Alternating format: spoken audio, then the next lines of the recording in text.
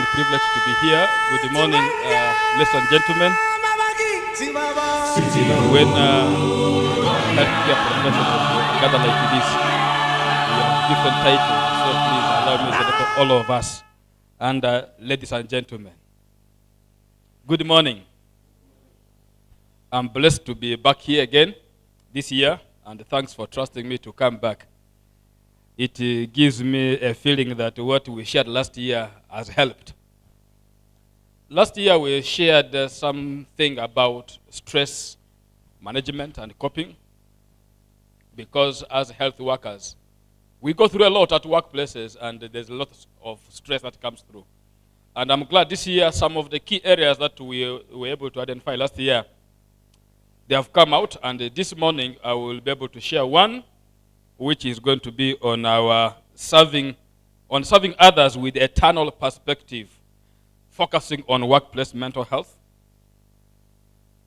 And then in the afternoon, one of the core struggles we face as health workers is the issue of finance.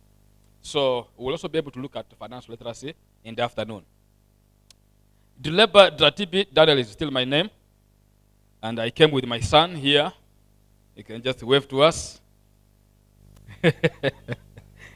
Yes, he's Joel Dileba, and we are blessed to be here this morning. Today we want to focus on workplace mental health, because mental health plays a very big role in our lives. I have 3 objectives for this morning session. One objective is, it is my hope that we will try to equip staff with the practical knowledge on early identification, coping strategies, and the referral for support. One thing we are aware of is that issues around mental disorders, it goes through stages. And we can actually minimize some of these issues if we identify some of these symptoms early enough. That's what I will try to do this morning. And then also to increase awareness and understanding of common mental health challenges, their causes and impact on individuals, families, and communities.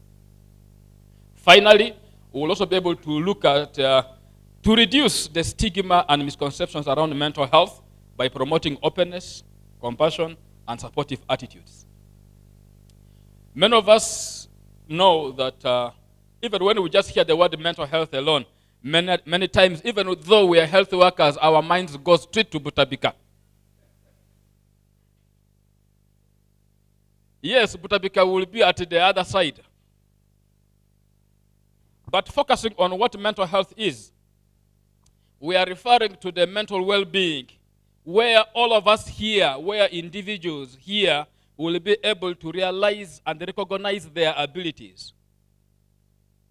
To recognize their abilities, able to cope with the normal stresses of life, work productively and fruitfully, and make a contribution to the community. That is mental health. Now, one thing that is true to us this morning is we are not only healthcare workers, we are Uganda Healthcare Christian Fellowship. Now that I am talking to Christians, there is a statement that Jesus made, that we didn't choose him, but he chose us so that we are able to bear fruit, which fruit must last. And if we must bear fruit and that fruit must last, then it comes to our work, working productively and fruitfully, so that we're able to make contributions to the communities that we are serving. I am glad we are here from all regions. There are people from West Nile, there are people from Chigezi region, we have people from the Masaba land, we have people from Atekere side, we have people from Upper Uganda. So the whole of Uganda is here, right? So wherever you're working from, there is something that we expect. But this can only work when mental health is in place. When every one of us is able to realize our abilities. Why are we focusing on this? You bear with me because of the different challenges that you might find at your workplace. that there can come a time where you don't realize your true potential. You don't realize your true abilities. In fact, your work there is only based on survival.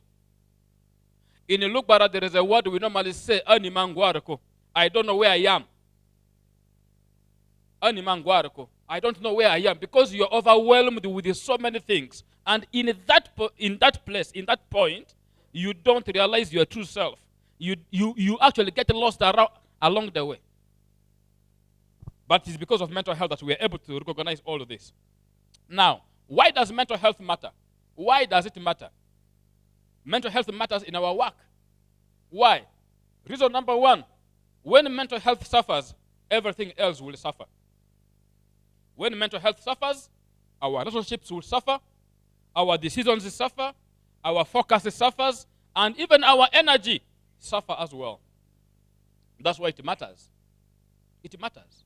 Number two, in the medical field, we deal with managing multiple patients and the complex cases. Yes? Documentation, protocols, and the new technologies, treatment options, resource allocations. So our clarity, our calmness, and our communications are crucial. And it only takes good mental health that will help each one of us to bring our best to the table every day. You realize where you're working, there are so many different complex issues. Like one time I was engaging the clergy of Kampala Diocese, and I told them the role of the clergy is the most complicated. Why? On a Saturday, you received an invitation letter to go for a wedding. And you are in the wedding mood. Early in the morning, you receive a call that a member of the church has died. But the wedding must also happen. So what do you do as a clergy? What do you do as a reverend? You must first of all go and mourn with those who are mourning. And while you are still there mourning with them in the mourning suit, then you remember the wedding. Now, by 2, 3, you are telling them about the wedding program. And you must at least give a speech. You know you must give a speech. Now, in this kind of scenario, what you will then do is maybe you call your colleague to come and officiate while you are still attending to the mourners, right? And all of a sudden, you must interswitch. And then appear at the wedding, not when you are sorrowful. And you must shift immediately and begin to force a smile. And even when you reach there, you must bring a dancing stroke. Serious one. Now, adjusting these two moments can be very challenging. And before you know it, it puts a lot of burden on us. So equally here, in the medical field here, because we work with the different complex conditions, some of you are midwives, some of you are nurses, some of you are surgeons, some of you are orthopedic officers, whichever field you're in, you are dealing with the different conditions. And before you know it, all of these put emotions and weight on us. And before we know it, remember, you must bring your best to the table every day. And we don't have enough time for recovery. Number 3, if we don't talk about it, stress will pile up. Last year, we talked about the stress, and we saw all the negative issues around the stress and what the stress can do to us. If we don't talk about it, stress will pile up. But if we do talk about it, we will be able to unlock solutions. That's why it matters. Now, colleagues, ladies and gentlemen, our work in the medical field, the health facility is a high-pressure workplace. And because of this too much work pressure, things fall apart. And why is your facility a high-pressure workplace? Number 1, health workers' workplace are considered high-pressure environments due to several interconnected factors. For instance, number 1, responsibility for patients' lives. Every patient who comes to the health facility, their responsibility of whether they will come back alive or dead, lies on the health worker. All right? So, the doctors, nurses, paramedics, and other staff are directly responsible for the patient's outcome. Whatever happens will make a difference between whether this patient will come back alive or dead. So this immense responsibility puts a lot of stress on us because we must make critical decisions to save a life. That's why in many cases, many times we say, we've tried all we could, but he or she never made it. But we've tried our best, right? So the pressure to be at our best is always high. Number 2, the workload and the staffing shortages. This year, by God's grace, I spoke to the midwives during the IDM conference in Hoima, where I told the midwives that from the few engagements I've had in the health sector with the medics, in most facilities, there are only 2 midwives. And you have so many mothers at the mercy of the 2. If you are to have a reflection on your own facility, how many are you in your department? Many times we are understaffed, right?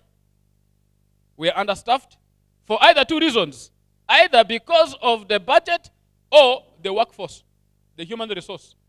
And before we know it, the workload then settles on us. Number 3, regulatory and administrative demands. We have the emotional and psychological strains. We have the risk of exposure to infectious diseases. Bear with me, when Ebola was here, it was a scare for many of us, health workers. When COVID came, it was even another nightmare altogether. Some of us are still traumatized up to now because of COVID experience, right? Long and irregular working hours. There are times I will give a call to my brother, Mukasa, God, and he will call me after 2 days, say, brother, I've been, I've been too busy. There are times I call him that he's in the theater, you know. So, work, sometimes you don't anticipate. As long as you have arrived, you might go back the following day. Other workplaces, people work for only 8 hours. Yeah? And they go home. But for us in the health department, sometimes when your colleague is not there, you can't leave. You must be there.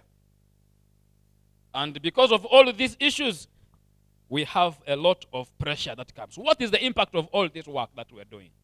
First of all, clap for yourselves for the great work that you are doing in your facilities. Clap for yourselves. But then what is the impact of all of this work that we are doing? Number 1, increased anxiety and stress-related disorders. Anxiety becomes part of us. Because we become so worried, worry takes over. We become so anxious, and the stress keeps piling because of all that we are doing. Number 2, another impact is the higher rates of burnout and emotional exhaustion. Number 3, sleep problems. Colleagues, you bear with me. Some of our sleep patterns are very dangerous. Very. And even now, sometimes even when now we want to sleep even now decides to abandon you. Sleep abandons you, doesn't want to come. That's why sometimes we have to force it. For those out there, they force it by taking waraji. But for us medics, we know what we normally take. To force us to sleep quick, at least to grab some sleep. Because we need it. You know? Loss of focus and all of that. Then, alcohol, drug and substance use and addiction becomes part of our lives. Because then, we must keep pushing. But sometimes we are forced and tempted. Let me not go back far there yet.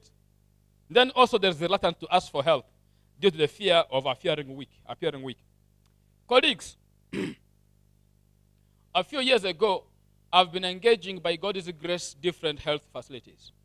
The staff there doing this work of workplace mental health, encouraging staff to seek for help and all of that.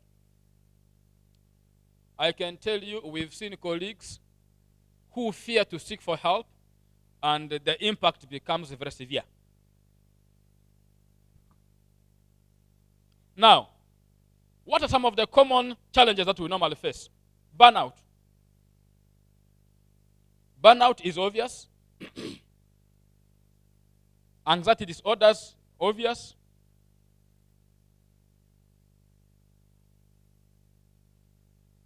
Depression, sleep problems,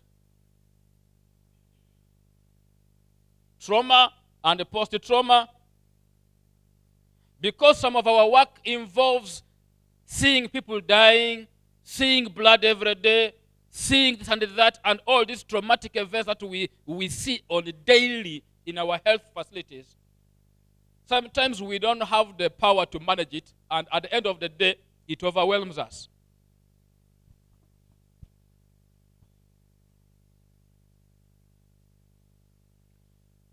Compassion fatigue.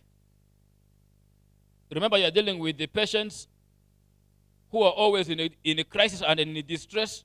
You are trying to feel sorry for them, and sometimes you get overwhelmed. Of course, then we go into substance misuse, alcohol and drug and substances, bipolar disorders. Good enough, I am talking to medics so you understand these things. We know these things. Psychotic disorders, where sometimes we begin to live in an unreal world. You are here, but you begin to feel somehow that you are somewhere. How do you know that a staff is actually struggling? Number one, emotional signs. If once you see a colleague staff, a medic, all of a sudden is having some mood swings, something small irritates them, there is a problem. Let's support them before things go out of hand. Number two, frequent exposure of hopelessness and or frustrations, withdrawal from team interactions. I'm very convinced in your health facilities, even sometimes when you call for meetings, some staff just dodge. You call them on the phone, they don't pick calls. But they're with their phone. Things are going out of hand. Noticeable increase in anxiety or worry. Of course, also we have behavioral signs, declining work performance. You see them, their work performance is declining, frequently late or absent without clear reasons. They avoid calls, they avoid whatever you want to call them for. They can't make decisions on their own. Number three, physical signs. Fatigue or low energy, sleep. A colleague staff appears in the morning. They are coming from home for morning shift, but they are looking sleepy. Then you know they didn't sleep. Complaints of headache, muscle tension, stomach issues, all of this is caused mostly by anxiety and stress. There are times when you have a headache and your head decides to ache you in style. One side decides to ache you when one side is perfectly well. You know those kind of funny headaches. Stomach issues, you have not eaten a bad thing, but you're having a running stomach. You have too much gas in the stomach. While you're just trying to walk, you're trying to do something small, and then you know there is a problem. You know? And then frequent hangovers or smelling of alcohol. You know a staff comes to work, but they're smelling alcohol. Then you know there is a problem. Of course, reliance on substance to get through along the day. That's why I'm sure we can relate with some of these pictures. Do we relate with those pictures?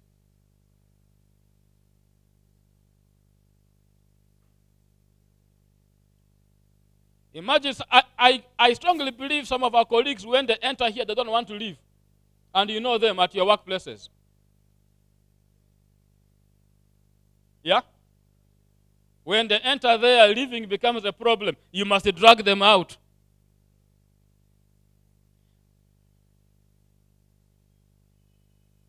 Let's first reflect on our workplaces. Do we have, I'm sure right now there is an image or a name coming to your mind of a colleague at workplace.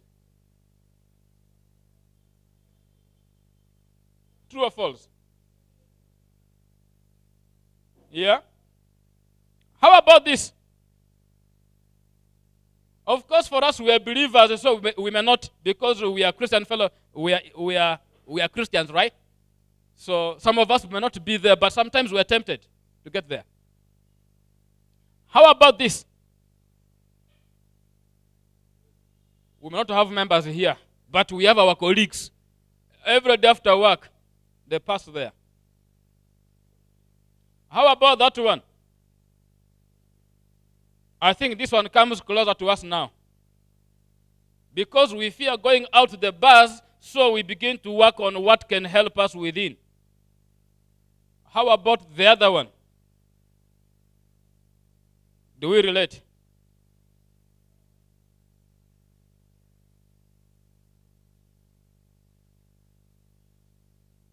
Because then all of this is to try to help us push. Instead of asking for help, we try to work things within ourselves. But then the impact is bigger than what we think. Right? Because now drug and substance use and abuse among the health workers is actually on the rise. And the problem is now when we tell the health workers that, hey, I think we need to take you to Butabika, because then they say, why should I go to Butabika when I'm taking these ones? Because Butabika is for Abatabuse, Atenze, Sinaba. Not so? Because Butabika is for Abatabuse.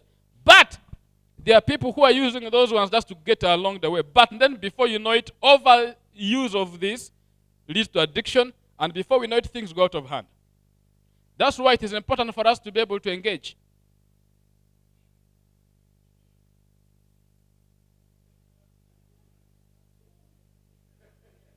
Do we relate?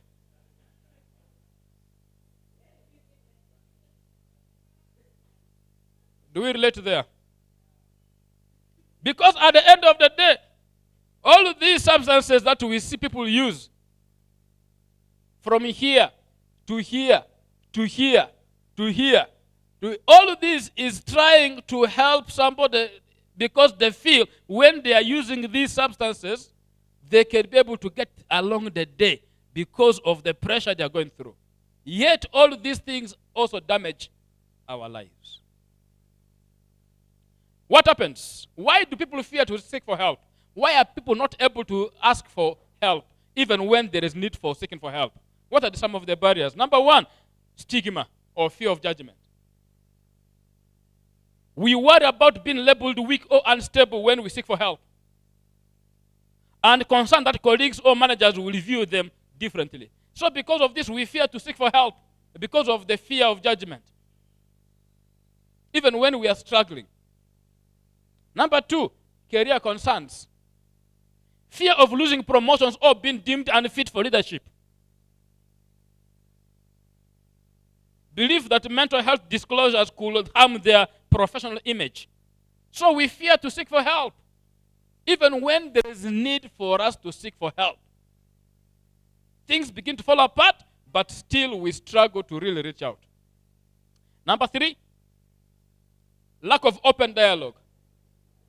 Mental health not being openly discussed at workplace because it is actually still a taboo to talk about it actually. Number four, fear of confidentiality breaches. We fear if we the more severe it actually becomes. Colleagues, help is available. Talk to somebody.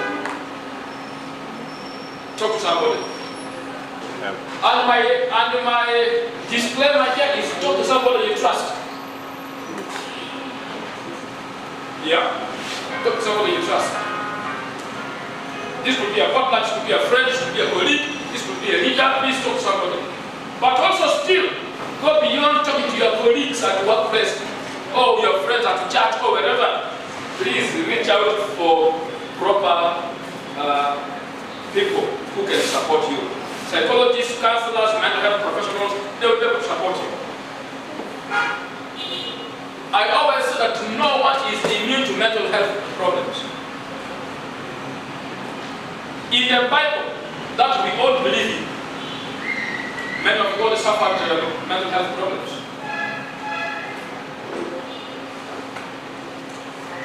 Because many of them were the men of God and they feared committing suicide by themselves, they gave permission to God to kill them. Moses told God, kill me. Elijah told God, kill me. Jeremiah said, please kill me. I'm not good enough. Kill me. That is because of depression. Kings suffered mental breakdowns in the Bible. Kings, King David, and many other people in the Bible, kings suffered. Innocent men suffered, like Job. Women suffered.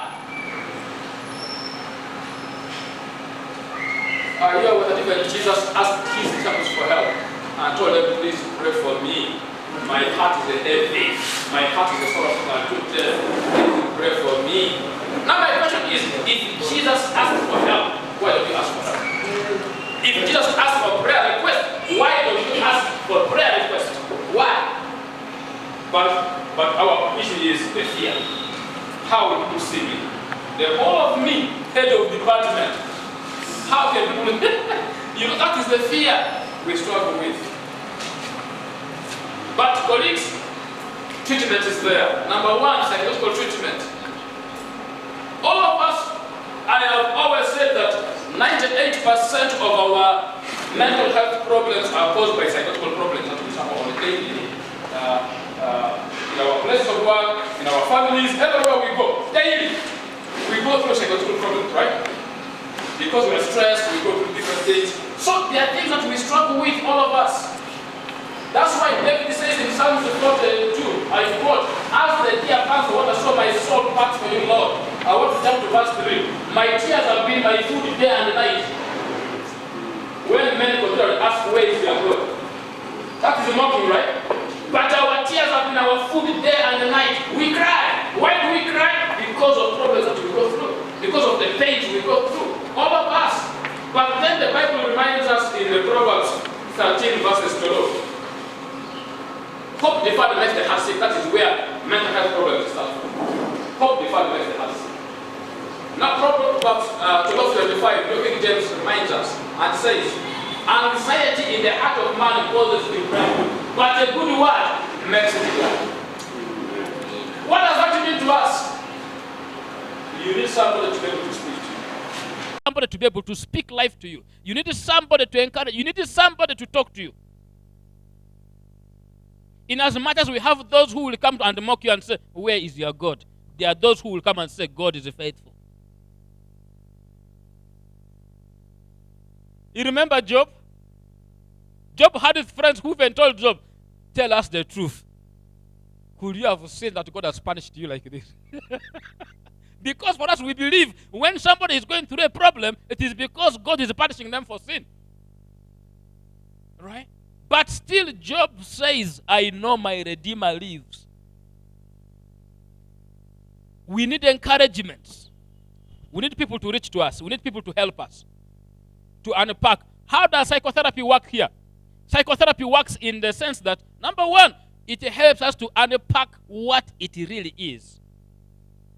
Let me tell you something here. Taking you to Butabika to receive medical treatment is good because it manages your body.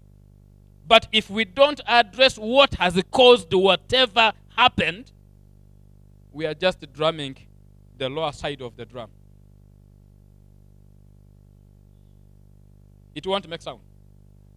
Yeah? So, with psychotherapy, we're able to address so many things. Cognitive, the way we think. Behavior, the way we behave. Psychodynamic, things that we have conflict that are never resolved. Even right now, I'm very convinced, all of us here, health workers, all of us here, there is a topic you will tell your colleagues, don't go there. because it reminds me. Yeah? Don't change the topic. Don't go there. I don't want to talk about it because it makes me emotional. Why does it make you emotional? Because it is an unresolved conflict in your life. And that wound has never healed. So those wounds can heal through therapy. Number 2, medication. Please, medical workers who are here today. I know people, when they're given medications for mental health problems, for whatever disorder, they begin to say, I refuse in Jesus' name. Please don't refuse in Jesus' name. Accept in Jesus' name. Take medications. Take it in Jesus' name.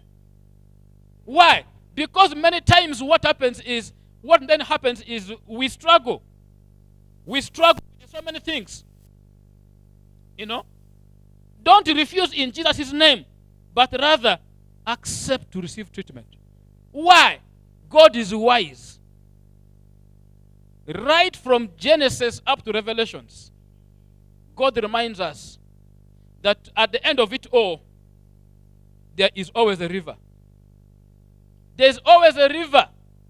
And that river doesn't go dry. It bears fruit in and out of season. Its fruit is for food, and its leaves is for medicine. God is aware we need medicines.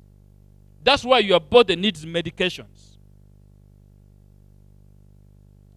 So, anxiety or depression, you are given antidepressants. Mood stabilizers for those who have bipolar.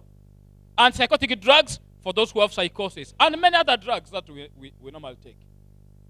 Number 3, spiritual.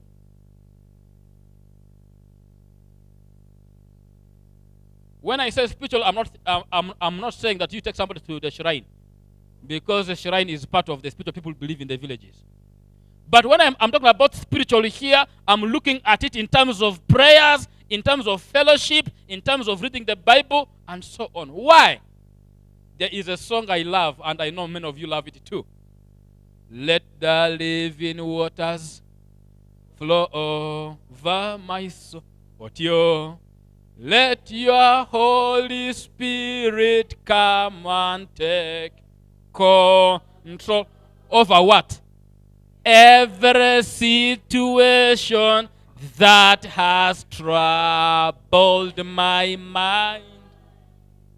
All my cares and burdens unto you I roll. There is a level where we must come to. Why? There are so many things that trouble our mind. Why am I using this particular chorus? In our field, in our workplaces, in our communities, people believe, even in my own culture, people believe anybody who has a mental problem is because of evil spirit. I don't know about your own culture. Now, if it is the evil spirit, then we need the Holy Spirit to drive away the evil spirit. Why?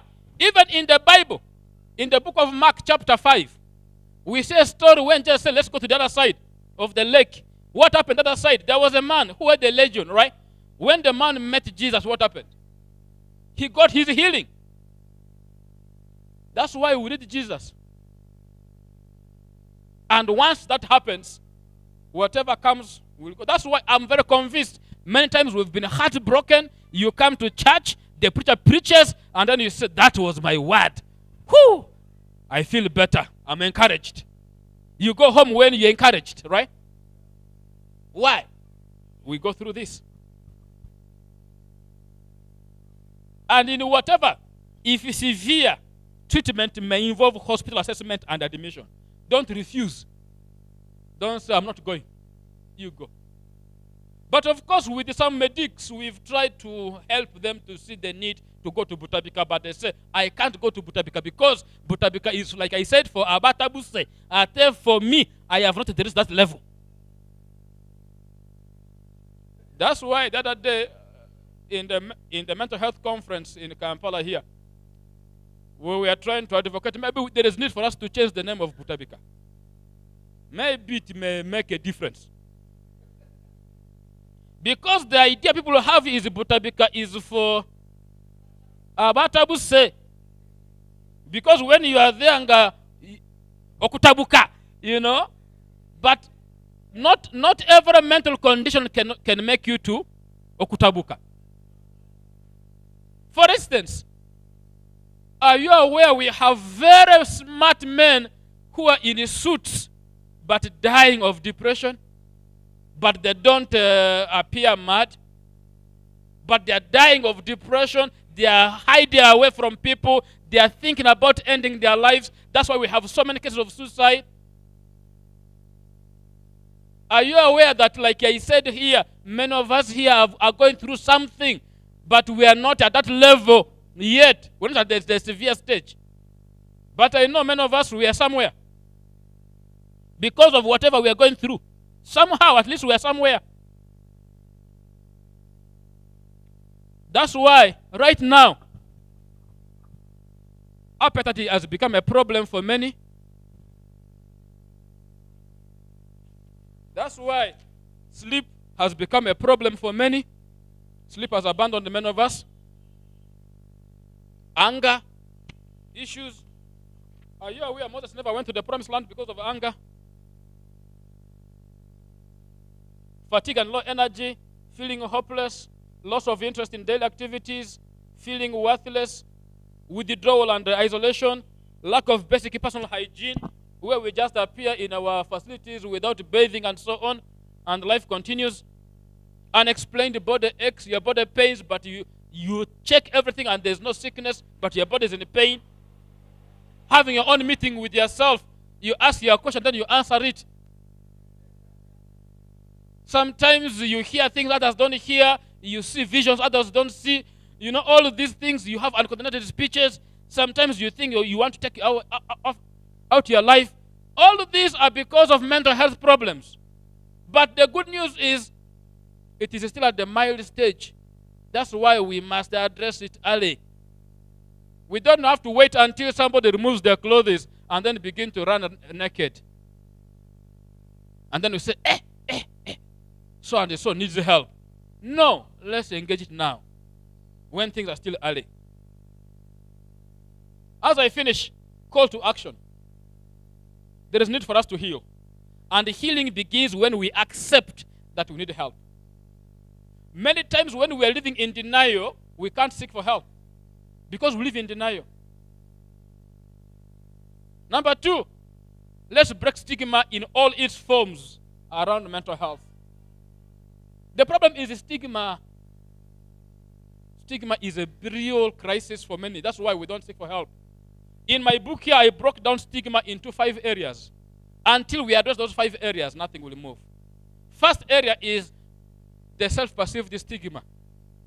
What will people say if I reach out for help? Yet I am the reverend. How will people come?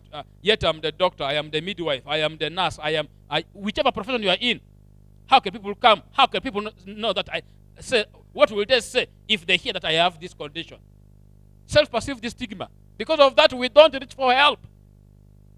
Number 2, health care practitioner stigma. I am sure you saw something which was moving around and saying, Butabika is full, run mad at your own cost.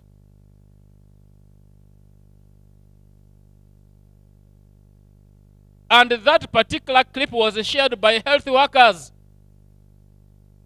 There is even one which was even, like last week there was one I saw which I didn't also like, where they put the signpost of Butabika Hospital, and then also they said, Butabika is now sending away patients because it is full.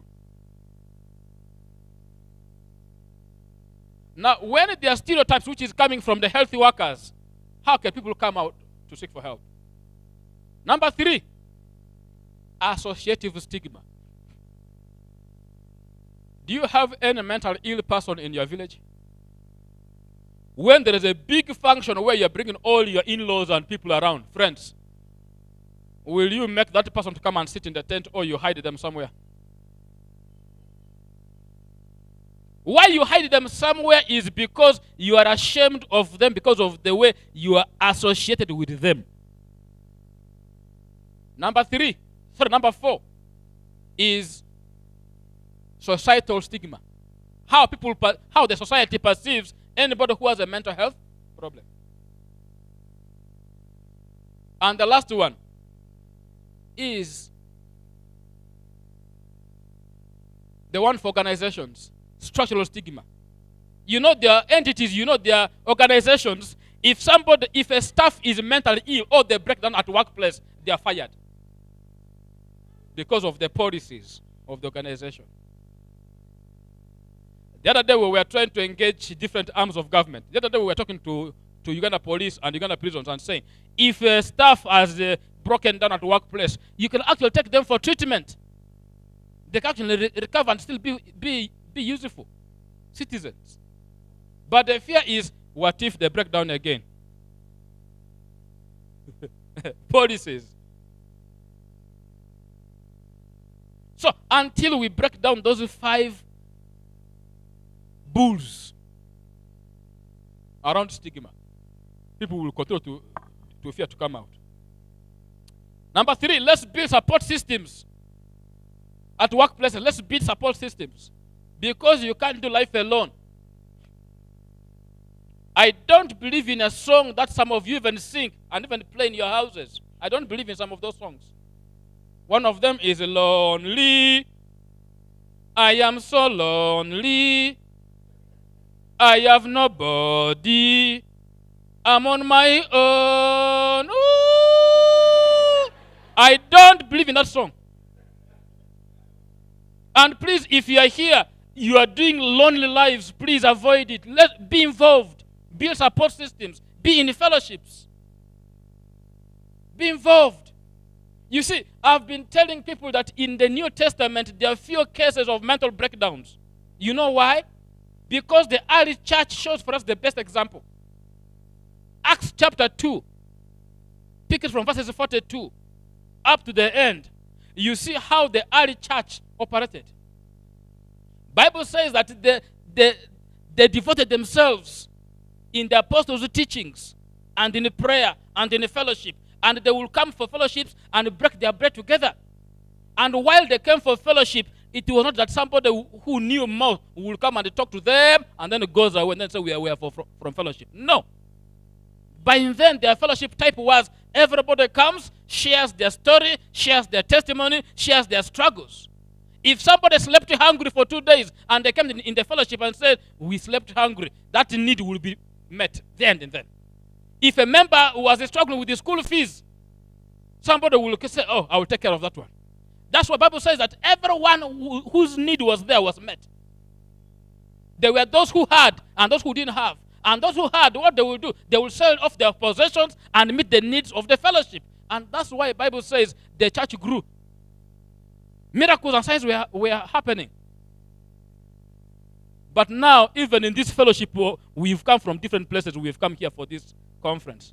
I'm sure some people will not even give a prayer request.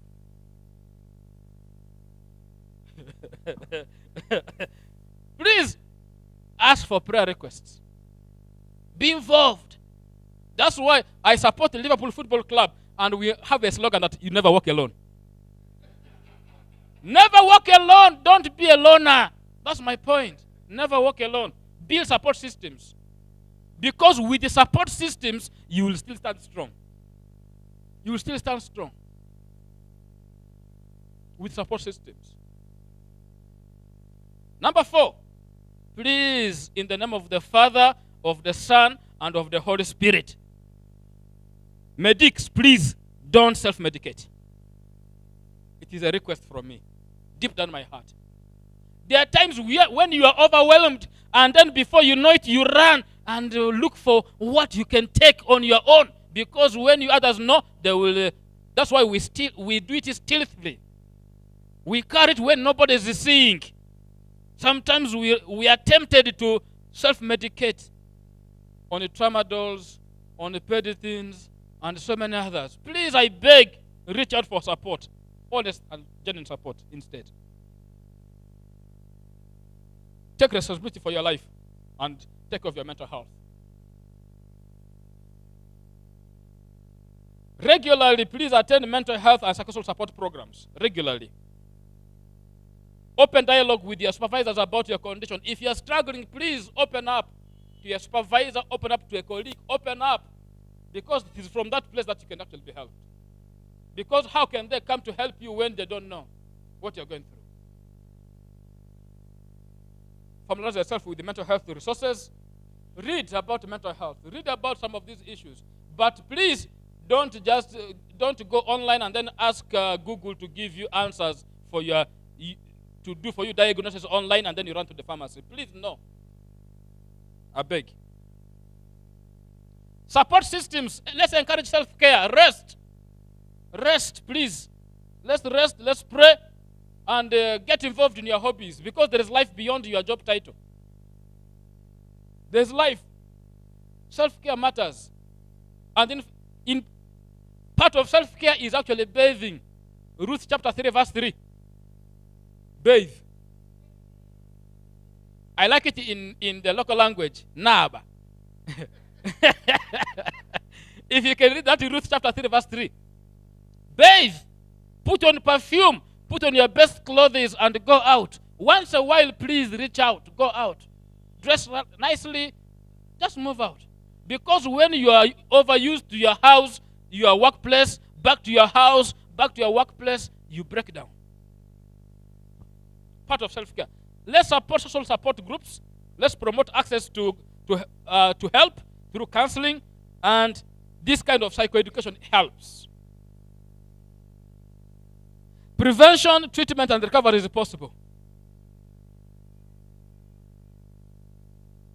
We all go through life differently.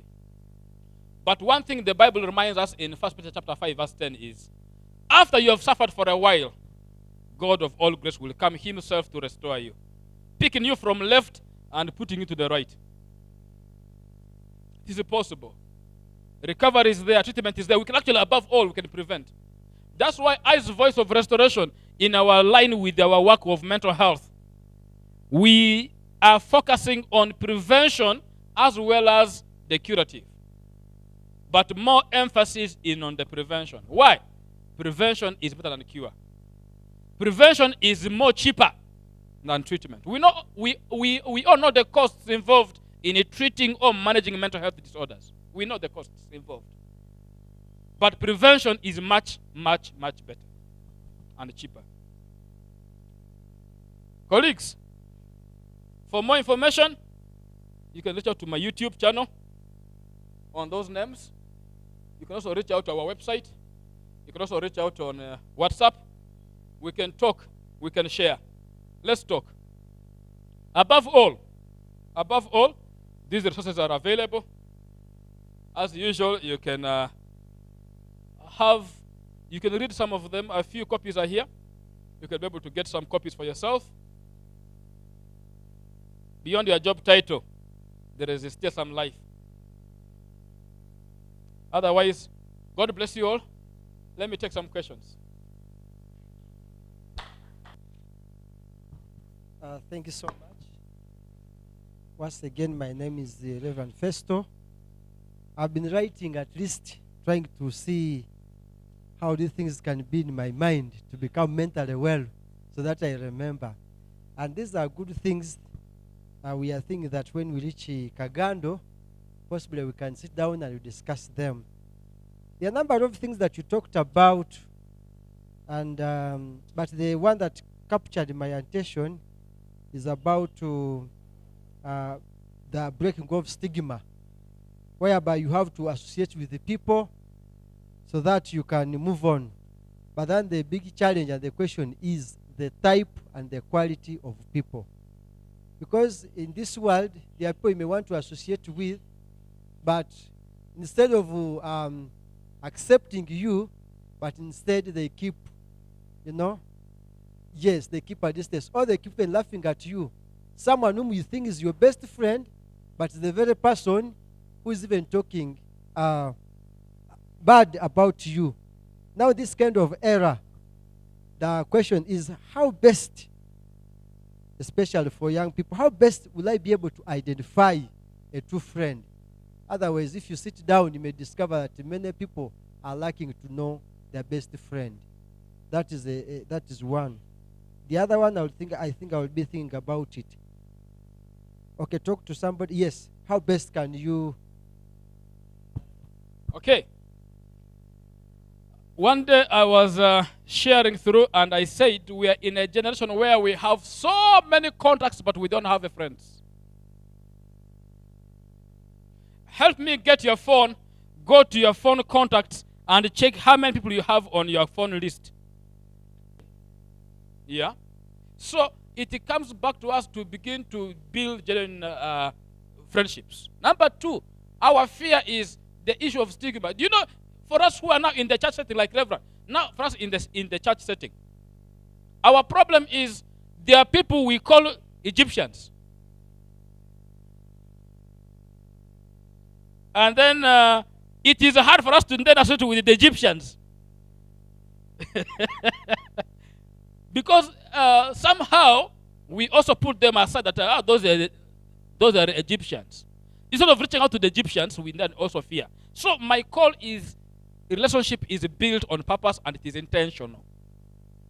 That's one. Two, when it comes to building trust, it's also a process.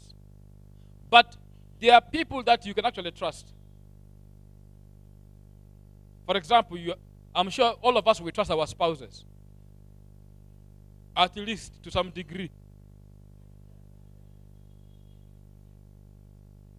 Yeah, but the whole point is we build these things over time. You see, that's why I want to call upon all of us. If you are to look at your true friends, who are your true friends? Do you have any? Do you have any? Yes, please.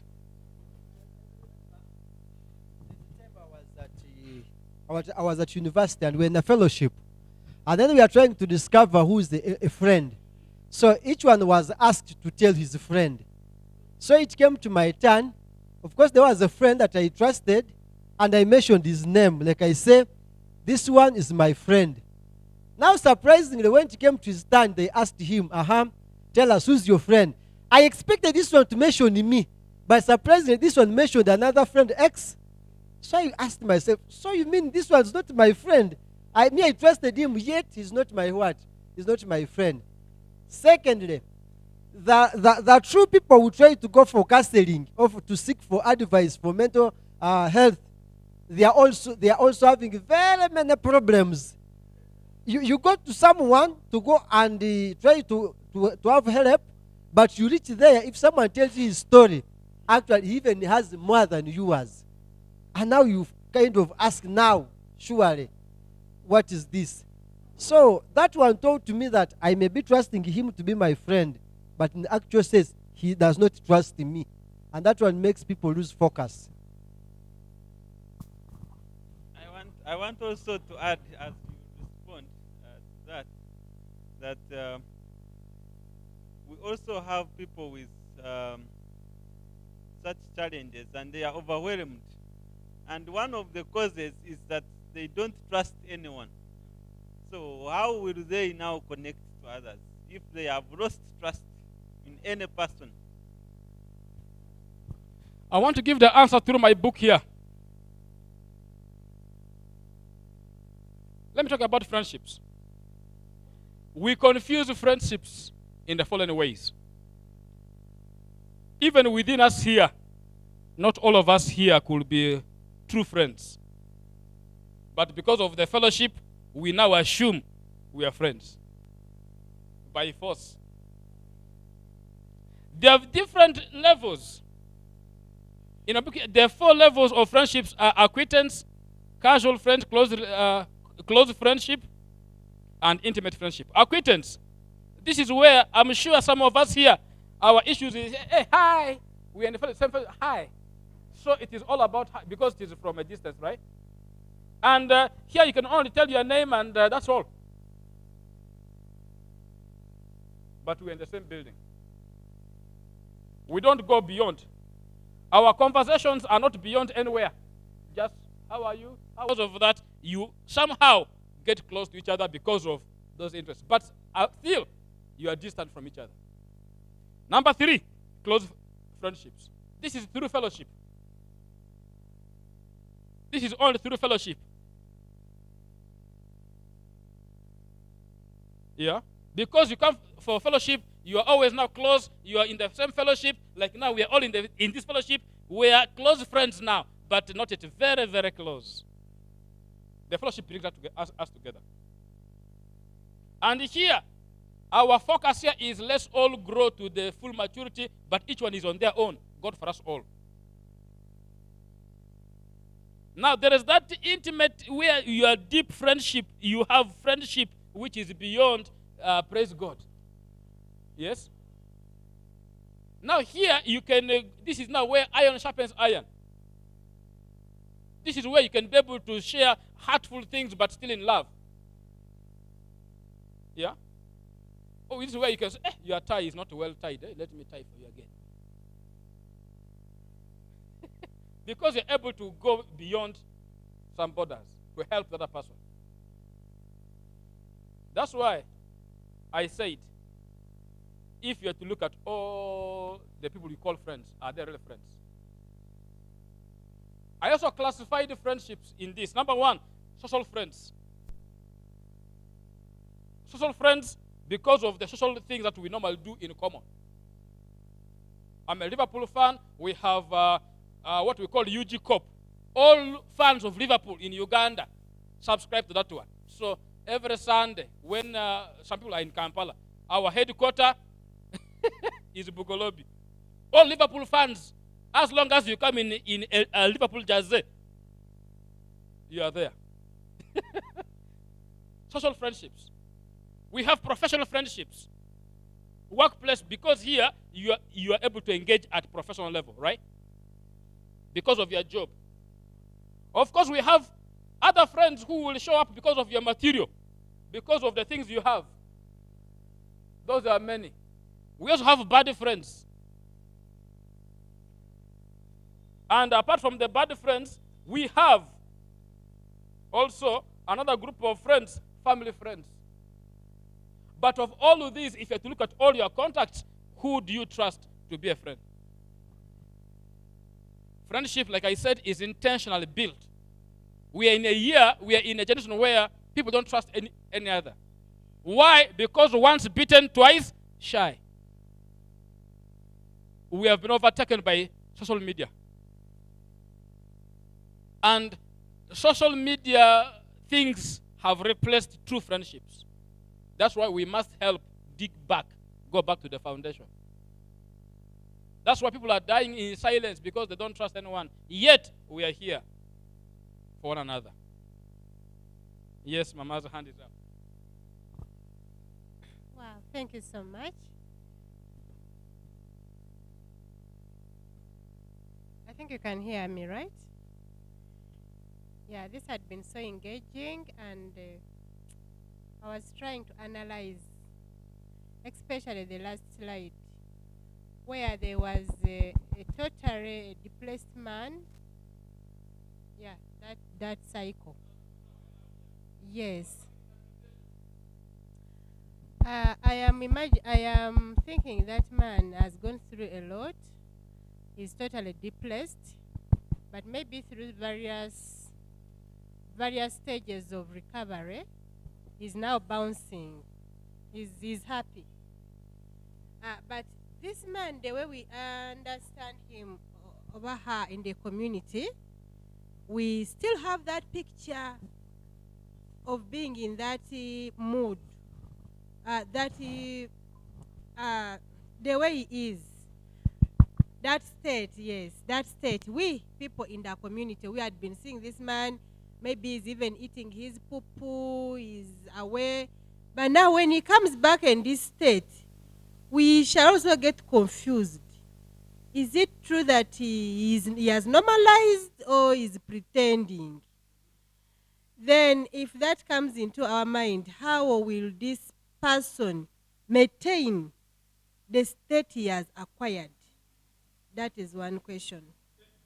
Then another question is about true friendship. We may have a category of a person you really trust, and probably in public, over when when other people around you, this person really is sure that he's a friend, he's good. Yeah, he really want even to show that he's there for you. But when you are two, let me say two in person, there is no those signals. There is no that actions. Can I take that person as a true friend or I start doubting? Thank you. Friendship is a friendship. That's why it has to work out. Things must work out. Hey, you have given me now, ready to talk. Okay. I like this also as well. I'm joking. Now, two questions in one. Let me begin with the first one. In case God redeems the one on the left, so that he has become right, is it possible to remain on the right? The answer is yes. Can people still doubt? It is their choice. Yes? A few weeks back, we had a program for Mothers Union of St. Francis Makerere. Last year, they asked me to come and engage the Mothers Union also. So I came and I spoke my own stories. We talked about mental health issues. I cited for them examples of people I know who have recovered, who were in Butabika, who have recovered and they are doing well in Jesus' name. So this last time when they also called me to come back, I was intentional and I came with some of the crew, the people. So they had for themselves the real stories, how the journey started to Butabika and back 5 years later. God has restored. Psalms 107 verse 2 reminds us that let the redeemed of the Lord tell their story. Right? When the people will tell their story, that's when others will believe. Yeah? That's why now our approach to addressing these issues of mental health problems is to bring people who have also recovered, so that when they are talking, they will talk like the apostles who told the elders in the city that what we are telling you, judge for yourself. We've seen, we've experienced, we've lived it, we've tested, we've touched. So prove for yourself. Yeah? That's where we want to go. Because like I said, all of us will go through problems. That's why we want to help people to know that actually life is here. Okay? Life is here. That's why we are trying to document enough of the stories. Psalms 107 verse 2 reminds us, let the redeemed of the Lord. Is there somebody who has that verse? I think that is NIV verse. I think it is in NIV version.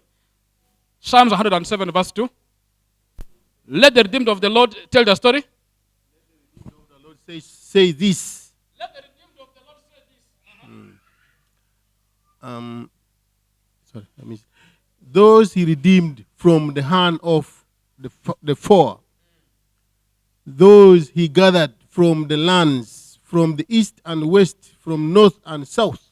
Is there somebody who has that version which says let them tell their story?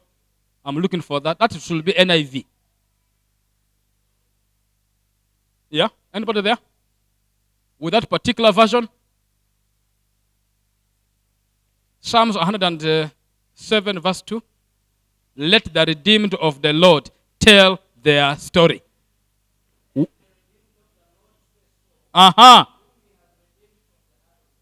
Good. When God restores and God redeems, it is now upon the redeemed of the Lord to tell the story. And when they share their story, things work out. Okay? Number 2, second question. You have so many in public, so many people you feel loved and cared for. When you're only 2, you see the opposite. Why? Let me explain. Last year, when I talked about the stress management, you remember I talked about 2 things. 1, there are times when you only choose to look at the negative, refusing to look at the positive. in that regard, seeing that somebody you trust becomes a problem. I want to break it down. Still using this very one. God says it's not good for a man to be alone. For example, now let me take it family-wise. Let me answer it in terms of family now. Family-wise, God says it's not good for a man to be alone. And therefore, you will give him a suitable helper. God always gives you help in your area of weakness. You don't need help in your area of strength. Do you? No. That's why, if you're very neat and organized, God gives you a spouse who is very. So that when you reach your home, you will find the socks is on the chair, another socks is on the chair, on the table, and for you wanted them to be in some place.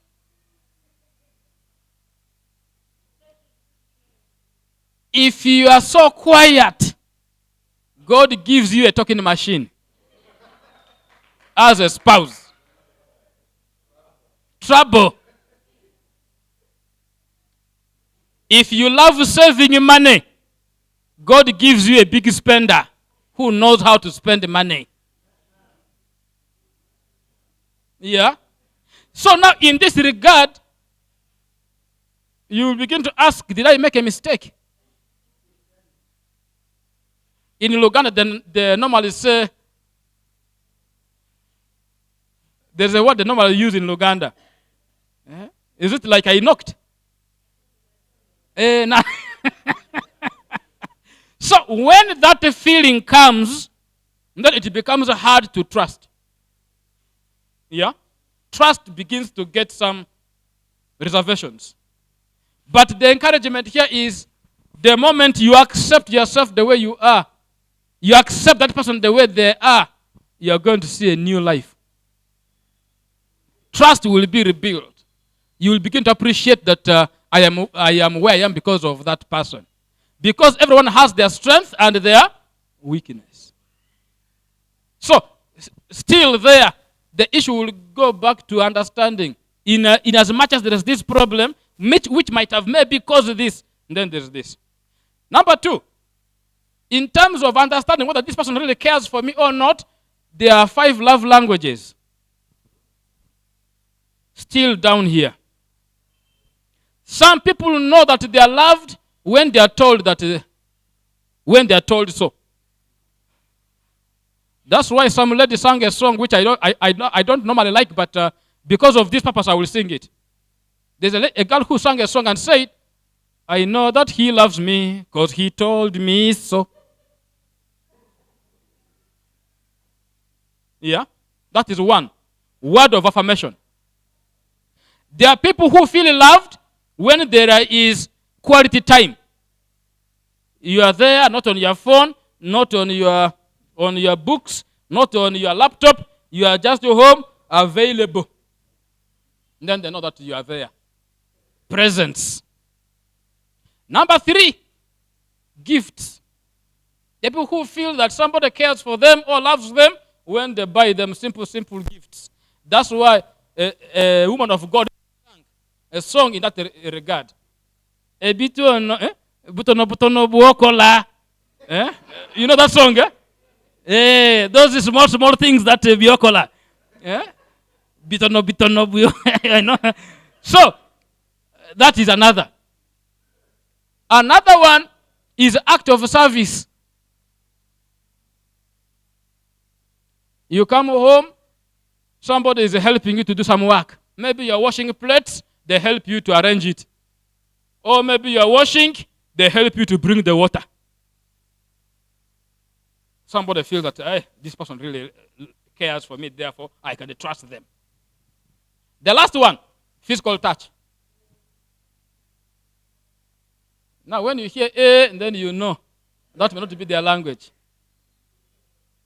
That's why our president one time said, this thing of holding people in the public is not good. Then you know that also that's not his language. He understands. You know. So we are different. What works for one person may not work for another. Now the other issue now is when this person is trying to help The other one may not see the love. That's why I'm sure you've seen people who say, but I give you everything. What else do you want, really? Food I buy. This I do. It is not the food you buy, it is the presence that maybe they are missing. Yeah? Yeah, so these are where there are dynamics. But at the end of the day, all of these things impact our work. That's why last year I said that relationship at home impacts the work life at workplace. Yes, you had the hand there. Yes, sir. Okay.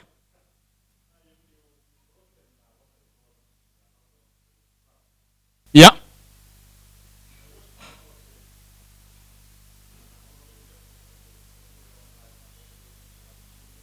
Mm. Mm. Mm-hmm.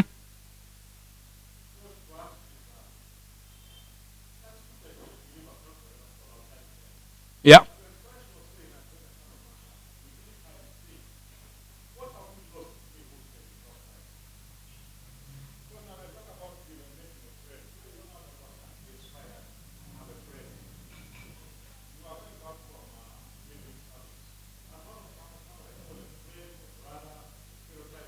Mm.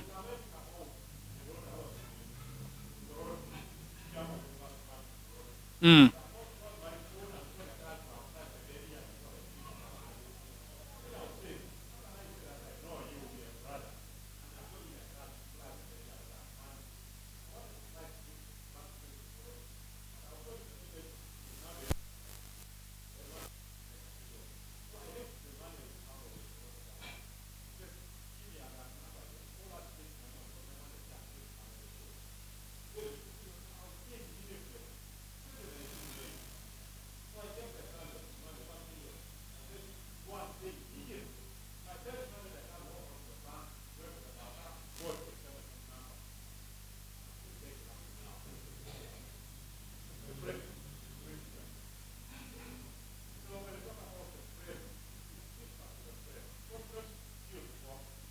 Yeah.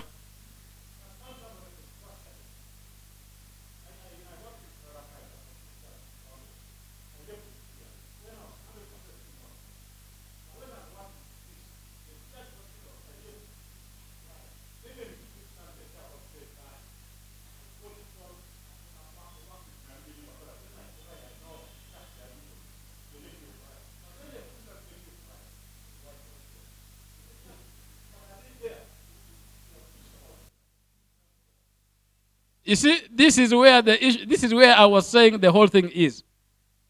Do we have people we trust? Let me tell you, colleagues,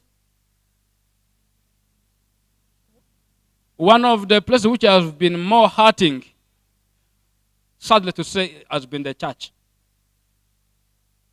People come to church trying to receive healing, but they are more wounded in the church. That's why we must go back to the foundation. Because Bible says, if the foundations be destroyed, what can the righteous do? That question remains there in Psalms 11 verse 3. But I got the answer in both Old and New Testament. The answer is, what can the righteous do? The righteous shall live by faith. But living by faith is work, right? So, colleagues, we can still internalize this. Let's share. I have somebody coming after me. My time is up. You can bear with me. I'm still going to be around. We can still be able to engage. Let's still talk. Let's still be able to communicate. My number is here. You can still be able to check on YouTube. I know many of you are on smartphone. You have YouTube videos. You can check some of the clips on YouTube as well. And we can be able to connect and share more. Otherwise, thank you so much. Yes, please. Please, Arua.